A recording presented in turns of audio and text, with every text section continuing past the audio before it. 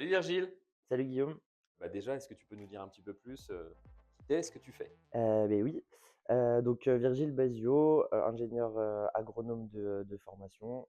Je viens d'Agrocampus Ouest, maintenant Institut Agro et je travaille donc à l'ITAVI qui est un institut technique, de l'aviculture, de la pisciculture et de la cuniculture à Rouen et j'interviens depuis 3 ans sur, les thématiques, d'aquaponie au sein de votre formation, à Ecologia et avec plaisir à chaque fois. Super. Et alors pourquoi tu as choisi de venir dans cette formation?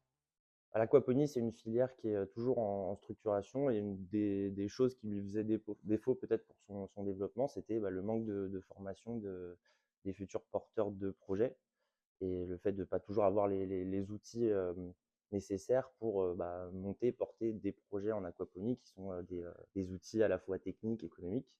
Et au sein de cette formation, moi, j'interviens sur du dimensionnement en structure, donc pour donner des outils vraiment purement techniques à vos étudiants pour monter leur projet.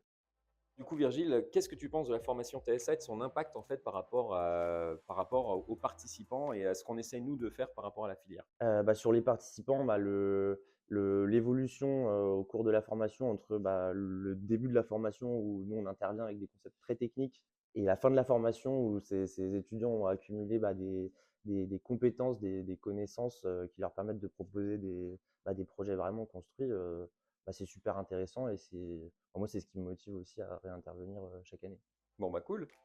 Tiens, du coup, écologie aquaponia en 3 mots, il te vient quoi là à l'esprit? Compétences évidemment, euh, projet et accompagnement. Si on réfléchit porteur de projet, si tu avais un conseil à donner à des porteurs de projets qui souhaitent se lancer professionnellement dans l'aquaponie, ça serait quoi? C'est d'être prudent et de chercher à se former, ça c'est sûr, pour un petit peu sortir du premier état d'esprit qu'on a quand on approche de l'aquaponie, qui est vraiment une solution parfaite à tout sans risque.